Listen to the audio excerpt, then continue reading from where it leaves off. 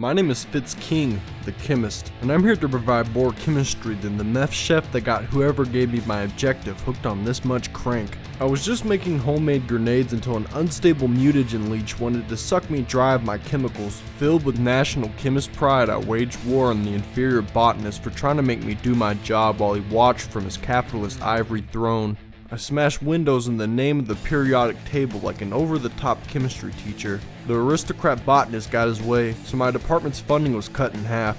I followed the plantist and took back my chemical cocktail slushing machine. I almost got back to mixing elements with the capacity of going around the world on soda fountains, but my combined all efforts would not get past the Civil War. My only solution was to use monkeys from genetics as sacrifices to scare off the planter. The threats mostly turned into me wrestling with a monkey for a crowbar, like trying to break open a banana-filled loot crate on a tropical island. While grabbing another timid primate, I was stopped by a cyborg doctor. The heart monitor had then restrained and kidnapped me. Someone spotted me getting dragged off. He caught up to us and took a couple of taser zaps for the team like the cast of Jackass. The computer-faced butcher was cutting into my biological baloney. Then the brave lab-coated man found us, but I still suffered Saw-related deaths like executed witnesses. The coated chode kept the remaining human down for a while. Eventually a slip-up in the robustness programming gave the hero a chance to take down the malfunctioning product. Like whoever discovered the hot coffee mode. I was then cloned into a cross-dresser, like the creation of RuPaul. My first order of business was getting rid of my old body. Speaking of bodies, we went looking and Alexa 3000 was gone. Green heat waves are annoying. Anyways, we were stuck, and a gorilla was without a doubt nearby. Me and the lifesaver fought the ape with help from a giant lizard. It was like King Kong vs. Barney on VHS, until the soft Godzilla fled and it was just us two nerds battling pure brute strength. So I used my brain and threw my grenade. The blast ended up hurting my ally more than our boss battle did. I accidentally tore his arm off, but he kept fighting alongside us with his parrot chip perched on his shoulder. Our trio of lab rats finally killed the gorilla, like some fucked up science experiment.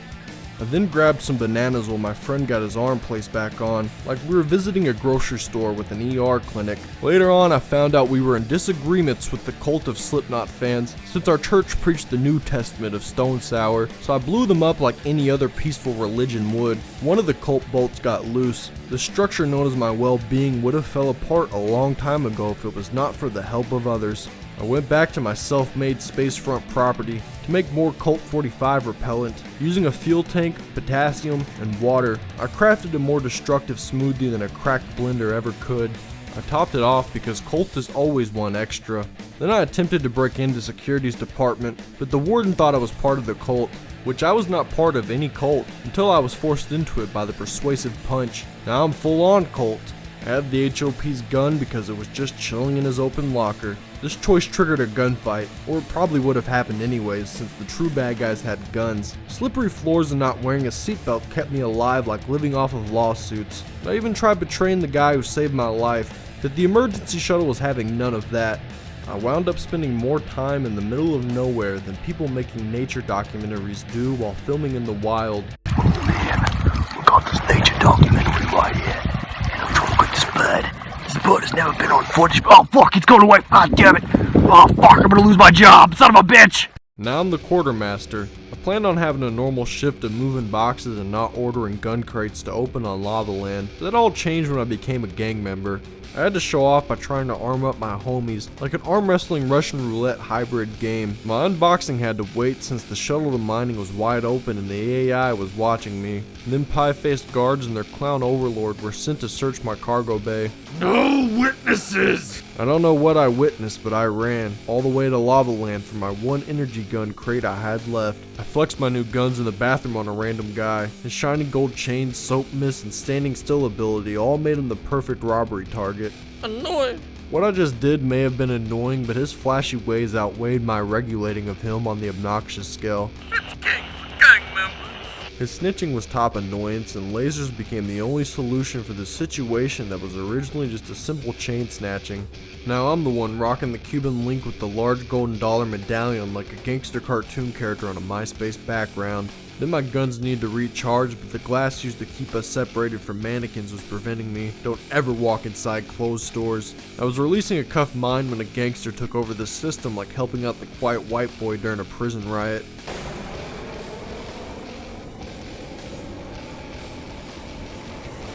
Bruce Rockwell here to bartend. My bar looked like a job fair for respectable and questionable careers. None of these people were drunk, yet they roamed around aimlessly like they were. Then bodies began flying around like a redneck wrestling book. You need to stay hydrated and intoxicated for these types of scenarios. Flying misguided people were still a problem. The chef was in trouble, and I never leave a fellow serviceman behind. However, my bottle-guided missiles might mistake them for the enemy. We still kept up our tag team efforts of beating perpetrators bloody. Some balding lawyer was trespassing in the kitchen like we failed a health inspection, but we were clean, so in return I strip searched the lawyer to make sure he was squeaky clean. Then I bought a fire axe from a broken case. My life turned around when I found a personal AI device. Professor Computer was a shape-shifting program like Weight Watchers for the Illuminati. He also provided tutorials. Hello, I'm Professor Computer. What would you like to learn today? How to hold down the bar. Yes, the bar. First you must advertise your bar. The bar is open, and we will kill you if you fuck with me or the chef. The clown with dreams of becoming a wizard cast the spell of signing our shit list. I made the mistake of letting the clown escape. Luckily I had the chef on my side. He took my funny man assassin down, allowing me to tie him up again. Rest in peace to another innocent honky. I felt a sudden urge of vigilantism, but not like Batman, more like a rated PG Che Guevara that just beats up authority figures. Once I got a hold of the officer's taser, I used it on him as many times as I could. I kept my oppressor down. Shortly thereafter, I received Christian medical treatment. Oh dear. He appears to be attempting to lay a smackdown on your metaphorical candy ass. Everything was looking up for the service gang. I made it alive. Welcome to Central Command. This is where people let loose and fight because it is the weekend and work is over. So feel free to kill that coworker you just fucking hate. You want to put banging dunk on it.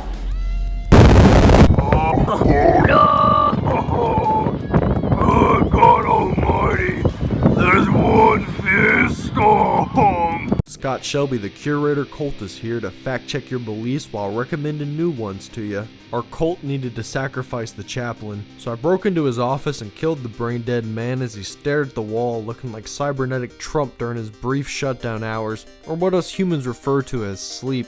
Then I cremated the body to get rid of any evidence. It turns out I made a minor mistake, because we needed the holy man's body like priests saving themselves for the Lord, and these opportunists needed my wooden floor for some reason. I ended up catching one of the thieves. It was the pink-haired, looking like a stripper mechanic, toy cat ears wearing motherfucker. My services for beatings never end, unless I get disarmed by a moth. This bug was too powerful, and it had me convinced it was time to retire like I was an inadequate software developer. While in my secluded locker home, I was summoned to action to help out my cult brothers. The tiles of what the hell are those scribbles supposed to represent wiped us all out, which resulted in the end of our cult like if Joseph Smith's first draft of the Book of Mormon was revealed, exposing his doodles. Listen